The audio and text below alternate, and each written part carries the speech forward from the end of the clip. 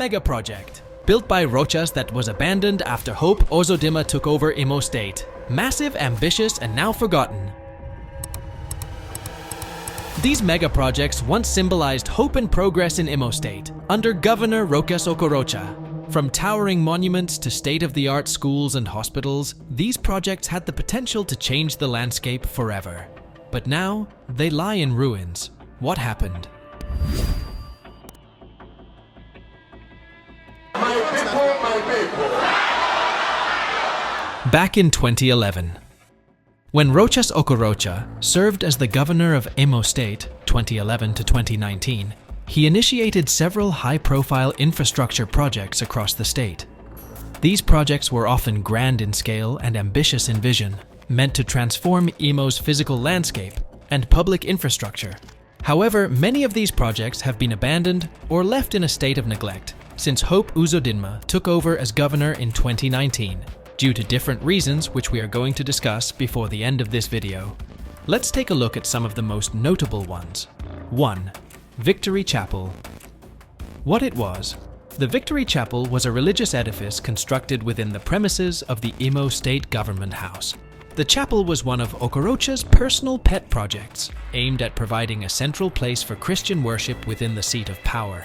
It was intended to reflect the state's Christian heritage and offer a venue for religious events for both government officials and residents. Current state. Since Uzodinma assumed office, the Victory Chapel has been largely neglected. Reports indicate that it is rarely used, and the structure appears to have fallen into disrepair. The significance Okorocha attached to it has not been carried over by the current administration, and the chapel is viewed by some as a symbol of misplaced priorities, especially given the pressing social and economic needs of the state. 2.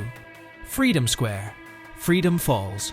Freedom Square, along with the Freedom Falls Monument, was designed as a public space celebrating liberty, democracy, and unity. Okorocha envisioned the square as a gathering place for civic events, parades, and public celebrations. The area was also designed to house the symbolic Freedom Falls, a man-made waterfall that would serve as a landmark and tourist attraction. Current state. Under Uzodinma's administration, Freedom Square has seen little maintenance. The waterfall is no longer functioning, and the square is now in a deteriorated condition. Many residents have expressed disappointment that such a prime location, intended to be a vibrant public space, has been left to crumble.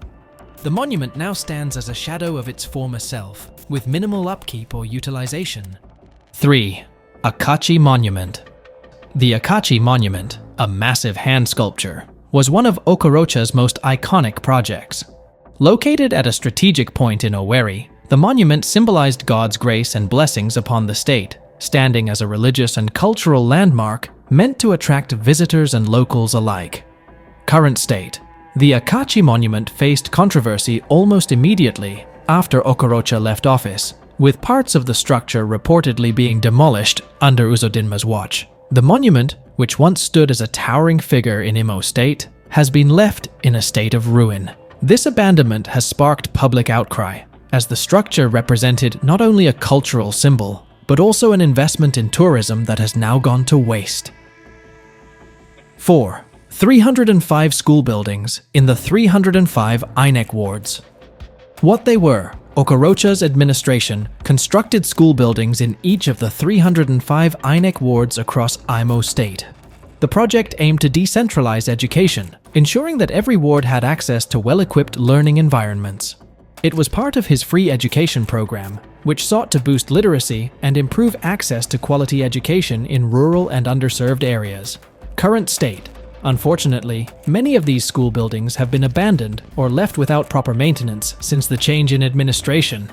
Several of the structures are in disrepair, with reports of leaking roofs, vandalism, and lack of teaching materials. Critics argue that this neglect undermines the purpose of the project and the long-term educational prospects of children in the affected wards. 5. 27 general hospitals.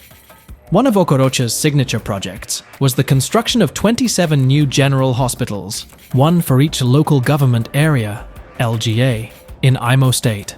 The goal was to improve healthcare access in rural and underserved areas, offering modern facilities that could handle a wide range of medical services.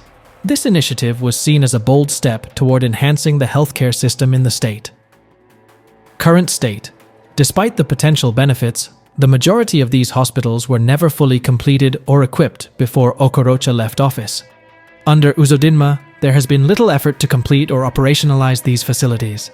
Many of the buildings are now overgrown with weeds, unstaffed, or completely abandoned, rendering the project a failure in terms of improving healthcare for Imo's population. Critics have pointed out that the funds invested in these hospitals have been wasted, as the facilities remain unused. Other notable projects: Imo International Conference Center, IICC. Okorocha also built the Imo International Conference Center, a large venue intended for conferences, events, and large gatherings. However, like many of his other projects, the IICC has been demolished under Hope government and a new structure is being built there. In my next videos, I will be explaining what the new project is all about, if it's worth demolishing the old one for a new idea. The Heroes Square. Heroes Square was another public space designed for state events and gatherings. While it initially hosted several events under Okorocha, it has since fallen out of use and into disrepair. Talking about why some of these projects were abandoned. The neglect of these projects can be traced to several factors. 1. Political differences. Uzodinma, like many Nigerian governors, distanced himself from his predecessor's legacy. Some have speculated that this is due to a lack of alignment in political vision, or simply a desire to shift focus to new initiatives. The abandonment of Okorocha's projects may be politically motivated to prevent his legacy from overshadowing the current administration's agenda. 2. Funding and priorities. Uzodinma's government may have redirected funds and resources toward new projects or different priorities. Critics of Okorocha's tenure argue that many of his projects were not financially sustainable, leading to a lack of funding for their maintenance. 3. Public perception. Some of Okorocha's projects, such as the Akachi Monument and Victory Chapel, were viewed as unnecessary vanity projects, which did not address the core needs of the people. Uzodinma may have chosen to focus on more practical infrastructural needs, though this shift has left some previously initiated projects in limbo. In conclusion, the abandonment of these projects represents a significant missed opportunity for Imo State. While Okorocha's vision was often ambitious, the lack of continuity has undermined many of the potential benefits that these projects could have provided, whether in healthcare, education, or tourism. The question now remains: will Imo ever fully capitalize on the investments already made, or will these projects remain relics of a forgotten administration? Drop your comments and please do like and subscribe for more interesting videos.